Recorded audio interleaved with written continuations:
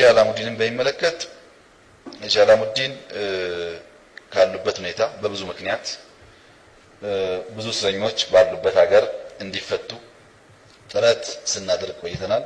ሳውዲን ጨምሮ ሳውዲ እስረኞች እንዲፈቱ ስንጠይቅ እሳቸውንም ያካተተ ነው። ሳውዲ በርካታ እስረኞች ከፈቱልን ሀገራት አንዷ ነች። በጣም ብዙ ሰው ተፈቷል ከሳውዲ። መፈታት ብቻ ሳይሆን ትራንስፖርታቸውን ሸፍነው ኢትዮጵያ አመጥተውልናል እና ሼህ መሐመድ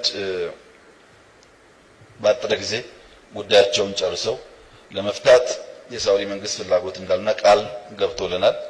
የሆነ ሆኖ የተወሳሰበ ጉዳይ አለ። በእነሱ እሳቤ በእነሱ ያስተሳሰብ እና የህግ ስርዓት አንድ ሰው በሳቸው ልክ በሚጠረጠርበት ጉዳይ በምን አግባብ ይዳኛል የሚለው የወሰደው ጊዜ አለ። የማድረግ አቅም ፍላጎት ብቻ አይደለም፣ ኢንስቲትዩሽናል ካፓሲቲም ይፈልጋል። የሆነ ሆኖ ጉዳያቸውን እየተከታተልን ነው። በተገኘው አጋጣሚ ሁሉ እያነሳን ነው። በቅርቡም ከተሳካ እናያቸዋለን ብለን እናስባለን።